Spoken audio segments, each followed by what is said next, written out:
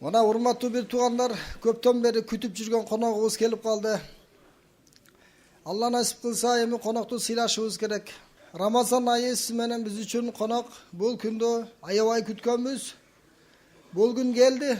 Эми сиз менен биз Рамазанга болгон меймандостугубузду көргөзөйлү. Алла субханаху ва таала сиз менен бизге орозону парз кылды жана орозо айында кыла турган амалдарды сиз менен бизге көргөзүп жолдоп койду да. Орозо кармоо Аллах Таалага жагат. Түндө таравих намаздарын окуу Аллах Таалага жакындатат, күнөөлөрдүн кечирилишине себеп болот. Эми биз орозого чейин 4 маал, 5 маал кайсы эле учурда тамак жегибиз келсе жей берсек, эми Рамазанда бир аз өзүбүздүн напсибизди тарбиялайбыз, кичине оор келет да. Каалаган учурда жей албайсың, каалаган учурда иче албайсың, жана каалагандай өзүңдүн үй бүлөң менен мамиле кыла албайсың. Рамазан айы келип, сиз менен бизди бир канча нерседен тосту. Кичине кыйналасың, бирок кыйналбасаң жакшылык жок да. Адам баласы бул жашоодо бир аз кыйынчылык көрмөйүн, адам баласы жакшылыкка жете албайт да. Алла субханаху ва таала орозо кармаган инсандарга мен болуп берем белек, мен өзүм аларга белек болуп берем дейт. Демек, орозонун белеги чоң, бардык амалдардын сооп сыйлыктарын Аллах Таала ачык ашкере айткан болсо, ал эми орозонукун жашырып койгон. Белгисиз. Бирок берем деген да. Ооз ачканда аябай сүйүнөт, анан мага жолукканда аябай сүйүнөт деп койгон болду. Хадистерде Раян аттуу бейиште эшик бар. Мына ошол эшиктен орозо кармагандар кирет. Орозо кармагандардын акыркысы кирип кеткенден кийин эшик жабылат, башка эч ким кирбейт деп койгон. Эми бул табышмактуу белектин сыры эртең кыямат күнү ачылат. Алла субханаху ва таала мына сиз менен бизди эртең менен баштап кечке чейин орозо кармаганыбызды көрүп турат, билип турат. Бул амалда ихлас көбүрөөк болот да. Эки жакты карап жеп коеюн десең, Аллах көрүп турат. Жей албайсың.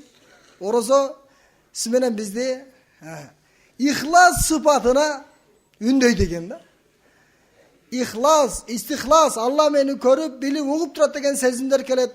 Сабырдуулук келет, адам сабырдуу боло баштайт, жана башка өтө көп жакшы сыфаттарга ээ боло баштайт. Эми кечке чейин сиз менен биз ашка жүрдүк. Эми ооз ачарда кандай амалдарды кылышыбыз керек, мына ошол туурасында. Абу Хурайра радиаллаху анху пайгамбар алейхиссаламдан риваят кылат. Аллах Таала өзү хадис кудусиде мындай деп баяндаган. Ахаббу ибади илайя а'жалухум фитран.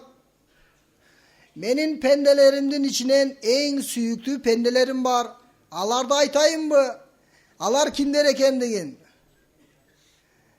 Менин пенделеримдин арасындагы эң эле мага жакын сүйкүмдүү пендем оозду дейт, тезирээк ачкан дейт да. Эми намаз окугандан кийин деле ачып алам дебестен, же болбосо эми үйгө жеткенде ачам дебестен, сиз менен биз жаныбызга курма болсо дагы, суу болсо дагы ала жүрүп, сапарда болсоң да, кайда болсоң дагы, Аллах Таалага орозо кармаган инсандын эң жаккан амалдарынын бири эрте ооз ачуу экен да. Себеби ооз ачкан учурда адам баласы сүйүнөт, жана Аллага жолукканда сүйүнөт деди. Мына сиз сүйүнүшүңүз керек. Майрам күнү намаз сиз менен биз окуйбуз 5 маалды. Айт намазын окуйбуз, бирок айт намазга чейин сиз менен биз мешітте намаз окубайбыз да. А намаз окуштун пайдасы көп го. Күн чыккандан кийин 2 рекет намаз окусаң ажылык умранын сообу берилет го. Жок, бул айт күн болбойт да. Алла майрам кылган күнү сиз менен биз майрамдашыбыз керек. Аллах Таала кечке чейин сиз менен бизге рухсат берген жок. Эми рухсат деген учурда шашылганың бул Аллах Таалага өзүңдүн алсыз экендигиңди билдирип, Аллах Тааланын рахматына муктаж экендигиңди көргөзүү экен да, булчу далилдөө экен да. Ошондуктан сиз менен биз ооз ачар учурунда шашылайлы туугандар, шашылайлы. Ооз ачканга эртерээк аракет кылайлы.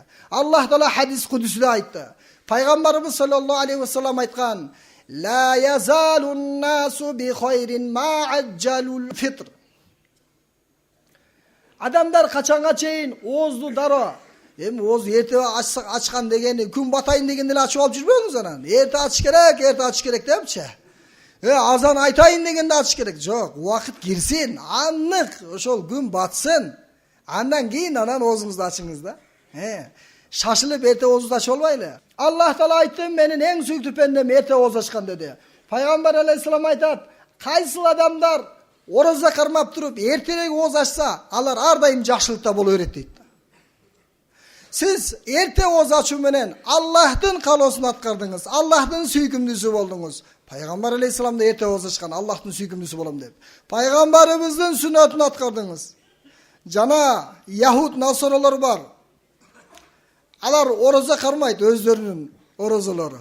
Өздөрү пайда кылып алган орозо.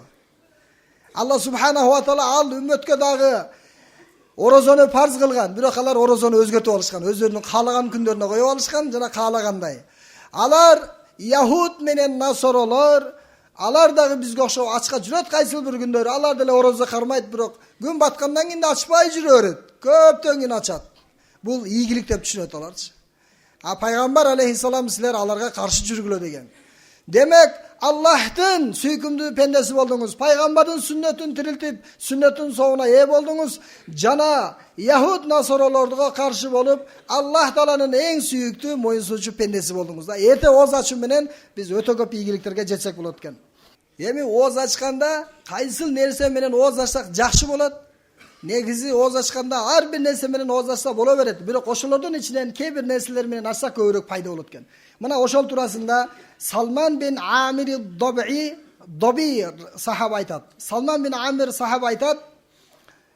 Пайгамбарыбыз саллаллаху алейхи ва саллям айтты: "Иза афтара ахадукум фальюфтир аля тамрин, фа ин лам яжид фальюфтир аля маин, фа иннаху tahurun." Эгер силер орозо кармап ооз ачайын десеңер, анда курма менен ооз ачкыла дейт. Эгерде курманы дагы таппасаңар, анда карандай суу, таза суу менен ооз ачкыла, себеби таза суу өтө пайдалуу, ал өзү таза дейт. Эми диндеги алымдар бизге Пайгамбар алейхиссалам эмне үчүн курма менен ачкыла деп кызыктырган, эмне пайдасы бар десе, курмада бүткүл жер бетиндеги мөмө жемиштин, өсүмдүктөрдүн витамини бар экен да. Өтө пайдалуу экен. Өзгөчө адам баласы иммунитети слабыйлашып, жана жаңы төрөгөн аялдар, же болбосо оорудан, бейтапканадан жаңы чыккандар, кыскасы алсыздар, бул курманы жесе өтө көп ден соолугуна пайдалуу экен да. Эми алымдар айтышат, сен эрте менен кечке сенин курсагың бош болду, ачка жүрдү. Эми биринчи эле жегениң курма болсо, анда сага биринчиден ден соолугуңа кубат пайда болот дейт да. Кадимкидей ошол замат адам баласы сергип, кубат пайда болот экен. Бул курма менен ооз ачканга шарият ошон үчүн кызыктырып кетиптир да. Шарият эмнеге бизди кызыктырган болсо, биз ошого кызыгышыбыз керек да. Себеби бизге пайдалуу нерсеге гана кызыктырат. Эгер курма болсо мейли, анда курма болсо жакшыраак экен. Эгер курма жок боло турган болсо, анда суу менен деле ооз ача бересиз, жана башка нерсе менен деле. Суунун дагы Аллах Таала өтө көп пайдаларын жараткан, касиеттерин жараткан. Мына ошол сиз менен биздин сырткы дене мүчөбүздү тазалоо менен биргеликте ал суунун жан дүйнөгө дагы, жан дүйнөнү тазалаганга дагы, руханий оорулардын айыгышына дагы бул суунун пайдасы өтө көп экен да. Таза жүргөн инсандын жүрөгү тазарат экен. Кадимкидей анын таасири бар экен. Ошондуктан эгерде курма жок болсо, анда суу, эгер таза ал дагы жок болсо, анда кандай мүмкүнчүлүк болсо, ошол нерселер менен ооз ачат экенбиз. Мына Пайгамбарыбыз саллаллаху алейхи ва салламдын кийинки хадистеринде да келип атат. Эгер Пайгамбар алейхиссалам ооз ача турган болсо, курманын жаңы бышкан, мындай свежий, жаңы эле бышкан курмаларды Пайгамбар алейхиссалам колдонот эле дейт. Ооз ачат эле ошо менен. Эгерде ал жок болуп калса, анда жана как болуп калган курма менен дагы оозун ачат эле. Болбосо, баягы коштоп Пайгамбар алейхиссалам сууну алып, уртап, Пайгамбар алейхиссалам оозун ачат эле дейт. Демек сиз менен биз Аллахтын каалоосун аткарып, Пайгамбарыбыздын сүннөтүн тирилтип, ооз ачкан учурда, орозо болгон учурларда эртерээк ооз ачканга аракет кылайлы. Жана сиз менен биз башка бирөөлөрдүн дагы оозун ачыра турган болсок, ал инсандар орозо күнү канча Куран зикир кылса, ошолордун баардыгынын собу кемибестен бизге берилет экен да. Эми бир маселе. Сизге бир адам ооз ачырайын деп жатат. Bir adam sizni konoqqa chaqirdi. Biroq sizni oğuz açıram degen bir ile kurma. Jana sahabalar aytishdi-ku, bardığımız mına oğuz kursak toyguza oğuz açıra albayбыз degende bir kurma su bolsa da oğuz açırsaңар, oşol oğuz açtırdı degen soopko жетип tete болот дейт да.